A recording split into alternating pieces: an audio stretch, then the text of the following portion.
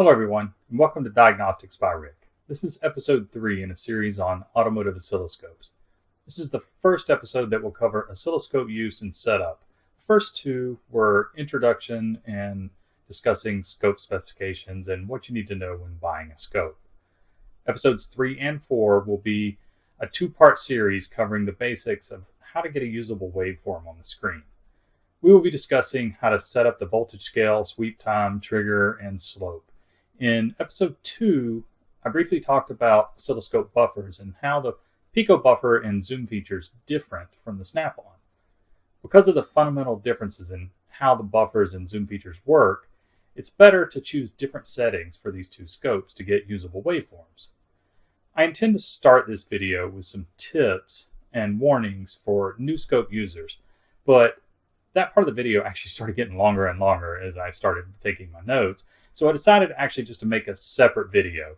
I'll put a link in the description below to that video, so everyone go take a look at it, and maybe you can get some tips that will help you get the most out of your scope, as well as some warnings so that you don't damage your new expensive tool. Before we continue, I wanted to say that there are many different types of automotive oscilloscopes out there, not just Pico and Snap-on. Even though that's usually the terminology I'll use, what I really mean is Snap-on and any scopes that function similarly to Snap-on, or Pico and any scopes that function similarly to Pico. But rather than keep repeating that phrase over and over, I'll typically just say Pico and Snap-on for expediency. These are the two most common scopes in the field, and most of other scopes fall into these two categories, at least as far as function, or at least as close enough that you can understand how to use the information on your scope, no matter what brand it is. They are also the two scopes that I personally own, so examples will usually come from one of these two platforms. Now let's jump into the presentation, and I'll show you what I mean about why different settings are typically used for the Snap-on versus the Pico. The Pico uses a regular buffer, which can hold from 32 million samples for the older model to 250 million for the newer 4425 model. That's the max number of samples that can be held in a single waveform. Once the waveform has been sent to your laptop, the memory can be emptied and begin capturing another waveform. Some scopes like the Snap-on use a circular buffer that work in a first in, last out method. Once the buffer is full, any new data points push the oldest data out the back door. I talked about this in my previous video on oscilloscope specifications and gave the advantages and disadvantages of both systems. Quickly, it is this. While Pico's buffer is dumping, there is a slight delay before it begins capturing the next waveform. So if an intermittent fault occurs during that delay, you may miss it. There are tricks to get around this, and I will go over them at the end of the second part of this series. However, this gap in coverage is pretty small, and it's unlikely to affect you very often. The upside to Pico's buffer is its sheer size. 32 million samples can make for a very large waveform, and that's the old model. The new one is much bigger. The circular buffers in some scopes do not suffer the same gap in coverage. The newest data always has a place to go, right in the front door. The oldest piece of data gets lost, so no gap, no missed intermittent glitches. The downside is that the buffer size is very small, only 256K for each channel on the Snap-on scopes. So the overall size of the waveform you can save is much smaller, and you have less time to hit pause if you need to save the waveform. By less time, I don't mean that you don't have to be standing over the scope ready to smash the pause button the instant you see an issue. You'll have plenty of time as long as you're near the scope. If you're sitting in the front seat and you have to jump out and run around your old cart and jump over some wheels that the tech in the next bay left laying on the floor, then yeah, you might miss the opportunity, but in most cases you'll be fine. Pico captures an entire waveform on one screen on your laptop. From there, if you want to see more detail, you can zoom in. By default, Pico shows the entire waveform on the screen at once. You can hit the zoom button and you can zoom in as much as you want to see as much detail as you want. You can even zoom in far enough to see the individual sample points if you choose. If you want to zoom all the way back out, you hit the 100, the zoom to show 100% of the waveform again. Snap-on by default only shows you a small section of the waveform on the screen. So you're really already zoomed in as far as you can be. If you want to see the entire waveform, you can zoom out more, but you can't zoom in anymore. An old friend of mine that recently passed once said to me that Snap-on scopes have an anti-zoom feature. You can choose to zoom out by exponentials of 2. So this is really the number of 1x screens you're seeing. So if we click times 2, there's 2 screens, times 8 is 8 screens, times 16 is 16 screens. I can't click the 32 or the 128 or 256 here because I didn't capture that much data on this waveform. Had I allowed it to completely fill the buffer, then all of these options would be available. If you want to go back to 1x, just click here. By the way, the program I'm using here is ShopStream Connect. This image was captured on a Snap-on scope, but ShopStream Connect is a program where you can transfer your captures to your PC, and the controls are all pretty much the same. So it's easy and user-friendly if you're already used to using the Snap-on scope. By default, this actually makes it much easier to get a usable waveform on the screen with a Pico. A new user can accidentally get a good capture with a Pico much better than he can with a Snap-on. But that also means that new Pico users can get lazy and develop bad habits. So why does this matter for scope setup? Because with the Pico, it's usually easier just to put a lot of time on the screen and then zoom in later and find what you want. Your waveform can be very large, holding a lot of information. Plus the laptop can buffer multiple waveforms in memory. The default is 32, but you can change that to even more if you need it. With a Snap-on, it's usually better to set the scope up so that you can see what you need to see live, similar to old school live scopes. Then if you need to zoom out to see a trend, you can do that. Just remember that with Snap-on, you only get one waveform. You can pause it, save it, and then record more, but that takes time. So just remember, you only have one. So you make sure you capture what you need. Because of this difference, Pico is much more forgiving when setting up sweep times and voltage scales. It's actually much easier for a beginner in that regard. That being said, I do want new Picoscope users to practice setting it up both ways. I want you to know how to get a good image on the screen with a more traditional scope. Don't let the ease of Pico spoil you into not learning how to use trigger and slope to set up proper voltage and timing settings. So in a way, using a Snap-on or a live scope will make you a better scope user when learning the basics. Also, I want everyone to avoid using the auto setup functions.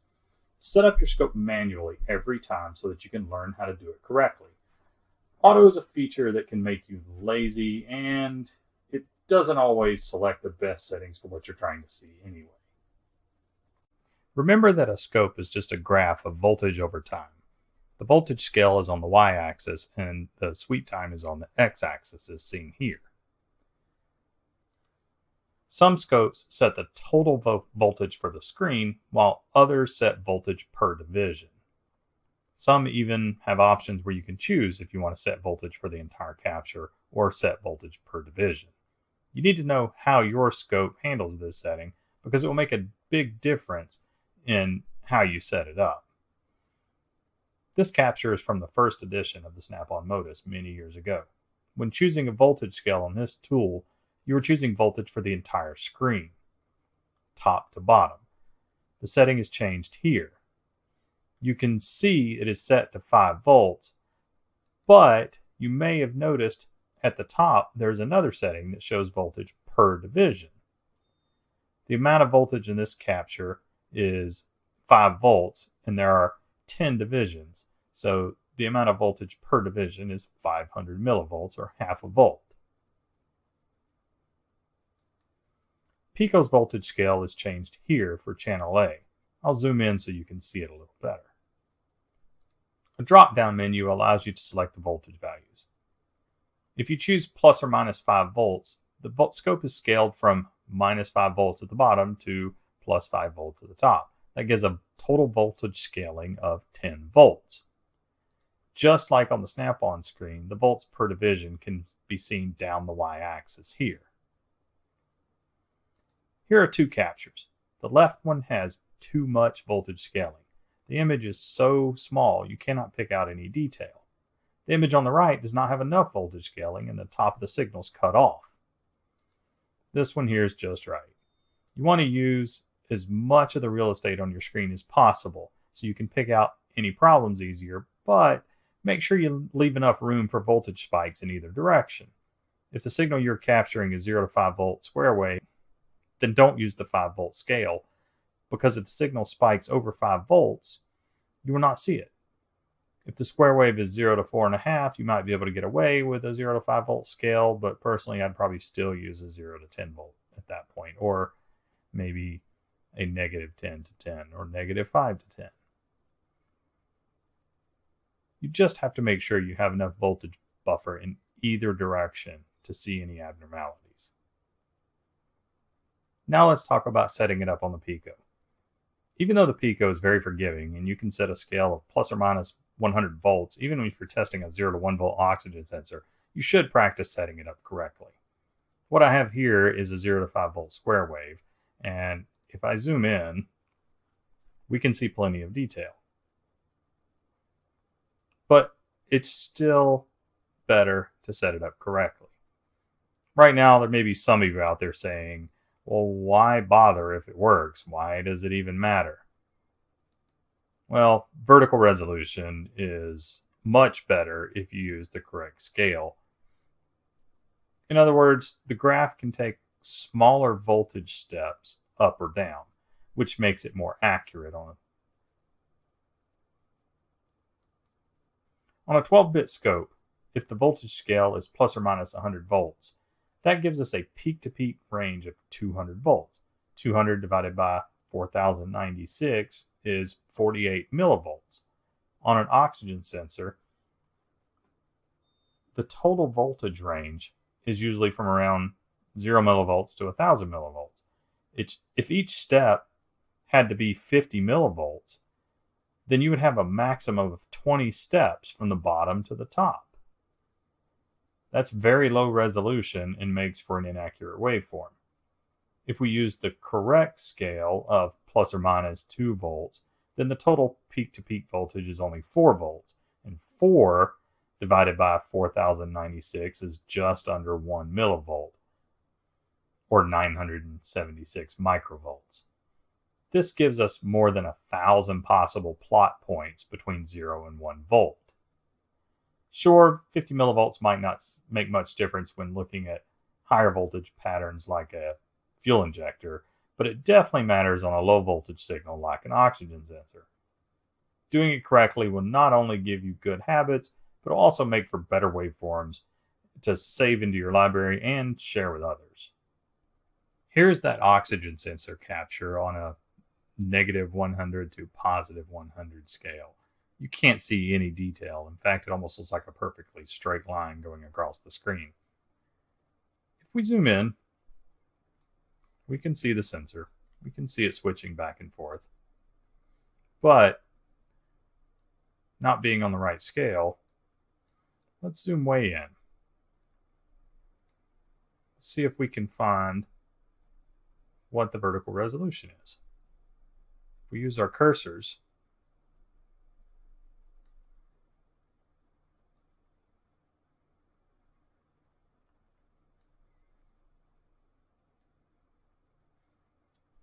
see that we can't really get any better. The smallest step we take is 48 millivolts, which is exactly what we had figured out on our calculator a few moments ago. This image is the same oxygen sensor, but the scaling is done from -2 to +2 volts.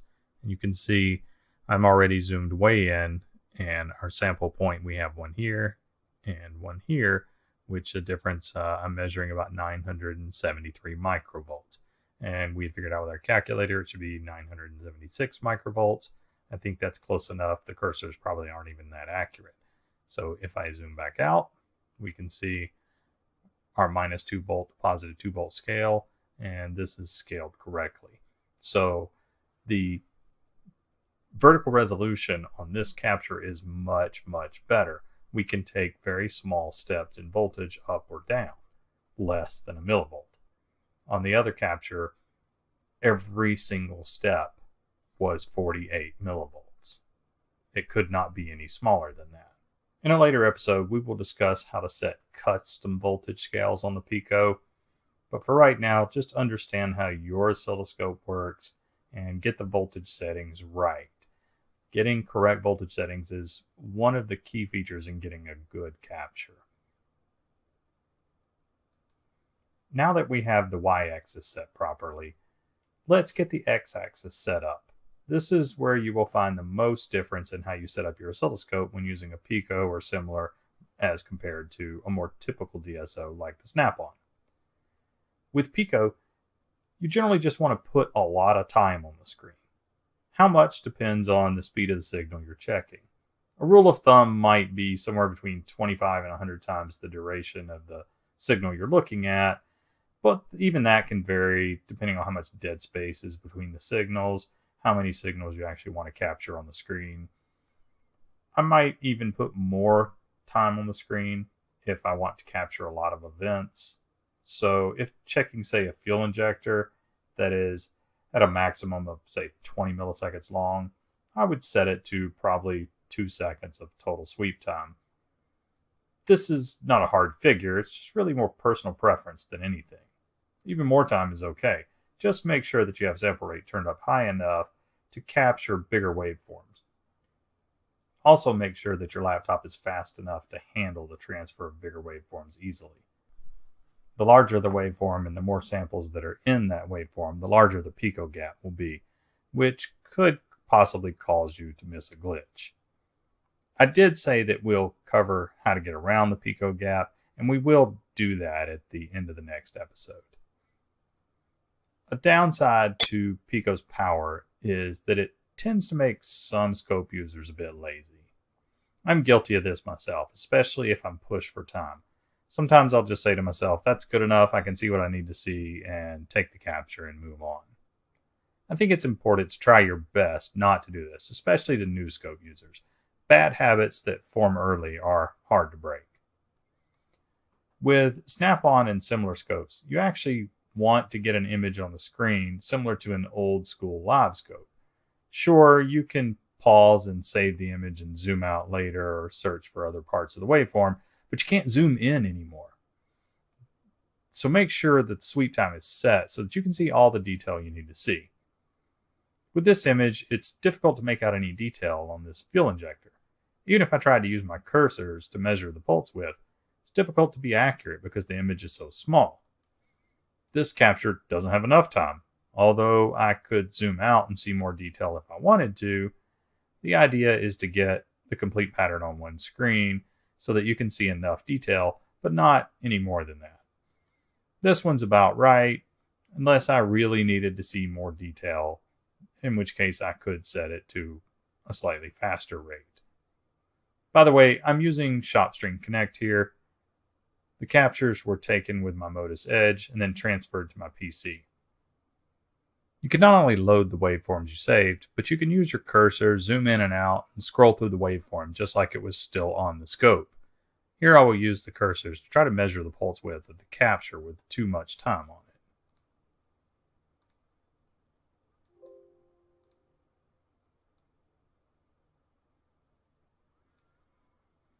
Well, if you see, according to this, we have 0.01 seconds of pulse width. Not extremely accurate. Let's try that again with the correctly timed capture. Now this capture has the correct amount of time on the screen, so let's set our cursors up.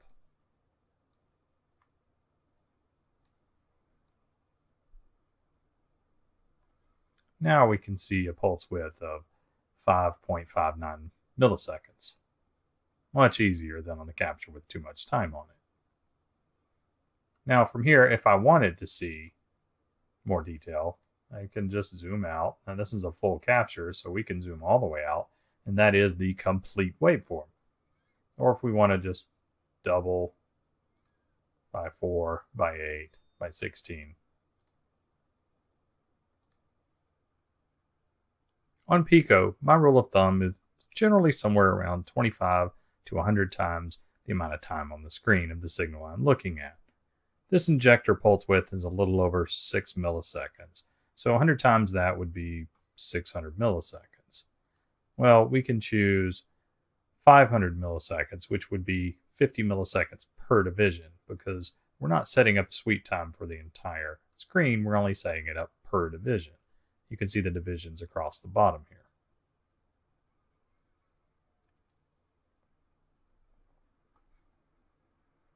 If you want to see more pulses in one waveform, we can take that up to 100 milliseconds per division, 200 milliseconds per division. You could even go up to 1 second per division. But if you do something like that, you should probably up the sample rate, because you're going to start getting bad captures because you have trying to capture too many waveforms without enough sample points. Pause, look at our waveform, go in and zoom in on the one we want to see.